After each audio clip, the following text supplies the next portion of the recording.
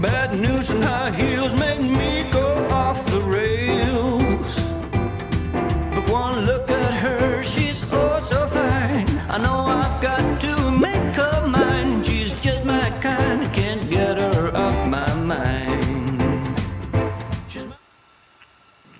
Hallöchen, ich heiße Louisa Dreams. Naja, nicht ganz, aber so bin ich öfter von den Leuten bekannt. Ich mache YouTube-Videos seit 2018.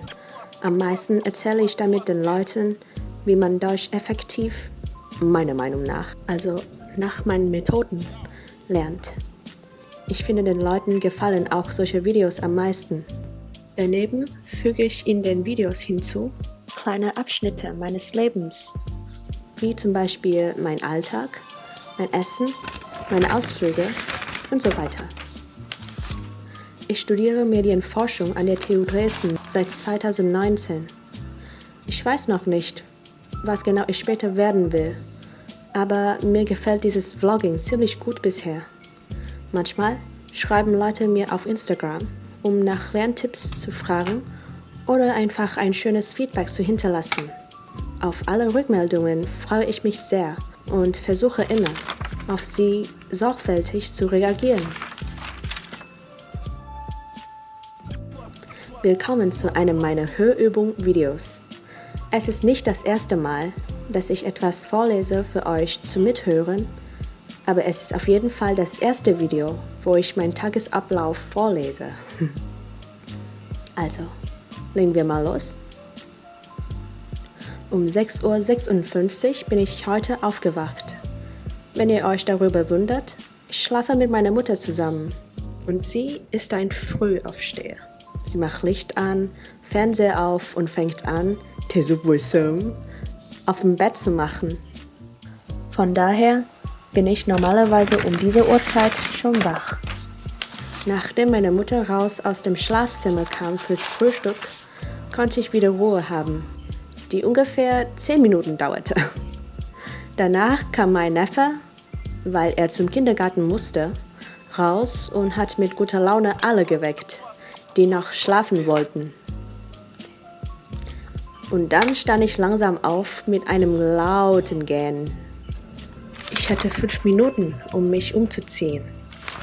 Das wäre eigentlich eine einfache Aufgabe für mich, aber das Problem lag daran, dass fast alle meine Kleidungen in Deutschland sind. Und ich habe nur Winterkleidungen heimgebracht, da zuvor meine Reise nur für 3 Wochen geplant war. Also jetzt, in der Hitze des Monats Mai, stand ich vor dem Kleiderschrank mit so 3, 4 T-Shirts zur Abwechslung. War eigentlich auch einfacher, weil man sich nicht lange überlegen muss, was man sich anzieht. Nur beim Ausgehen ist es ein bisschen problematischer. Aber dafür hat man, bzw. habe ich, eine große Schwester, die zur Not mir noch einen Rock ausleihen kann. In Vietnam verbringe ich meistens den Tag in der Online-Bäckerei meiner Schwester. Vormittags helfe ich ihr mit ein paar Kleinigkeiten. Nachmittags versuche ich zu lernen. Manchmal hat meine Schwester viele Bestellungen, da muss ich auch reinspringen. Es macht Spaß, manchmal hin und her zu laufen in der Küche, aber so verliert man die Zeit zum Lernen. Ja, man muss diszipliniert sein, aber wenn die Situation dringend ist, will ich auch nicht zur Seite stehen. Naja, man muss einfach sein Leben besser organisieren. Auf jeden Fall genieße ich die Zeit hier. Es ist schon 1,5 Jahre her, seitdem ich nach Deutschland geflogen bin. Lernen tut man das ganze Leben lang, aber zu Hause sein kann man nicht jeden Tag. Hanoi, der 1.6. bzw. der 1. Juni 2020. Cảm ơn các bạn đã lắng nghe, và nếu như các bạn thích hoặc không thích thể loại video này thì hãy để lại cho mình một comment phản hồi hoặc là một nhận xét gì đấy ở phía dưới nha. Thanks. Thế nha. Bye.